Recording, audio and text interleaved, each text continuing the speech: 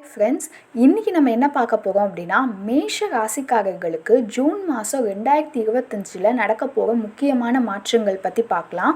சந்திரனோட நிலை, வேலை, குடும்பம், காதல் இது எல்லாமே எப்படி அவங்களுக்கு இருக்க போகுது அப்படின்றத பற்றி டீட்டெயில்டு ஒரு அனலைசஸாக பார்க்கலாம். மேஷ ராசிக்காரர்களுக்கு இந்த மாதம் புதன், சுக்கிரன், செவ்வாய் மூன்றும் நல்ல கோணத்தில் இருக்கிற மாதம். ராகு கேது பாதிப்பு கொஞ்சம் இருக்குது, ஆனால் அது ஊக்கம் அப்புறம் ஹார்ட் ஒர்க்கை குறைக்காது. ஸோ ஜூன் 2ஆம் தேதி சந்திரன் ராசியில் பரிவர்த்தனை கொடுப்பதனால ஒரு நியூ பிகினிங் போல் இருக்கும். ஜூன் மாதம் 10ஆம் தேதிக்கு பிறகு உங்களோட கடின உழைப்புக்கு ப்ரமோஷன்ஸ், இன்சென்டிவ்ஸ் கண்டிப்பாக கிடைக்குங்க.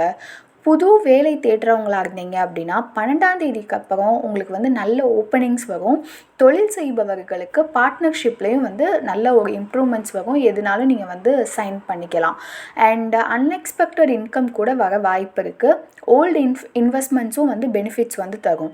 ஆனால் ஜூன் 19ஆம் தேதிக்கு பிறகு அன்னெசரி எக்ஸ்பென்சஸ் வர தான் வாய்ப்பு இருக்குது. அண்ட் எஸ்பெஷலி குடும்ப செலவுகள் வங்கியில் ஏதாவது கொடுத்தீங்க அப்படின்னா அதை கண்டிப்பாக மானிட்டர் பண்ணணும். நீங்கள் வீட்டுக்குள்ளே மிஸ் அண்டர்ஸ்டாண்டிங் இருந்தால் ஜூன் 7க்கு பிறகு சாமர்த்தியமாக ரிசால்வ் பண்ண முடியும். பெரியவங்களுக்கு ஹெல்த் இஷ்யூஸ்க்கு இம்பார்ட்டன்ஸ் கொடுக்கணும். குழந்தைகளோட தேவைகள், மனநிலையை கையாள வேண்டிய ஒரு மாதம் அப்படின்னு சொல்லலாம். காதல் வாழ்க்கை அப்படின்னு பார்த்தீங்கன்னா, காதல் வாழ்க்கையில் சில தயக்கம் இருக்கும். அது ஓப்பன் டாக் மூலியமாக கிளியர் ஆகிடும். திருமணம் பிளான் பண்ணுறவங்களுக்கு ஜூன் 18-24 நல்ல நாள். எக்ஸிஸ்டிங் கப்புள்ஸ்க்கு பாண்டிங் பில்ட் பண்ண நல்ல சந்தர்ப்பங்கள் வரும். அண்ட் கான்சன்ட்ரேஷன் கொஞ்சம் கம்மியாக இருக்கும். டிஸ்ட்ராக்ஷன்ஸ் அவாய்ட் பண்ணணும்.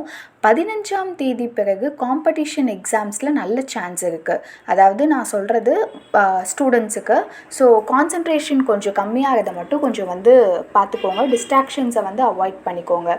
கல்வி தொடர்பான வெளியூர் பயணங்களும் உருவாகிறதுக்கு நிறைய சான்ஸ் இருக்குது.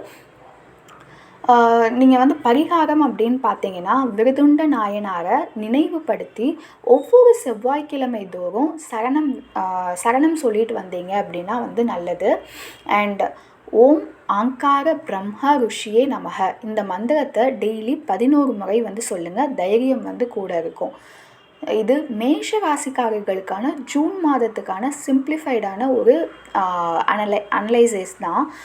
ஸோ இது மாதிரி எல்லா ராசிக்காரர்களுக்குமே மாத பலன் அண்ட் என்னென்ன அந்த பேர்த் சார்ட்டில் நம்ம எப்படி நம்மளோட அஸ்ட்ராலஜியை நம்ம அஸ்ட்ராலஜி வைஸ் நம்மளோட பிளானட்ஸ் எல்லாம் எந்த பொசிஷனில் இருக்குன்றதை கரெக்டாக அனலைஸ் பண்ணுறது எல்லாத்துக்குமே அடுத்து வீடியோஸ் வரதுக்கு காத்துட்ருக்கு.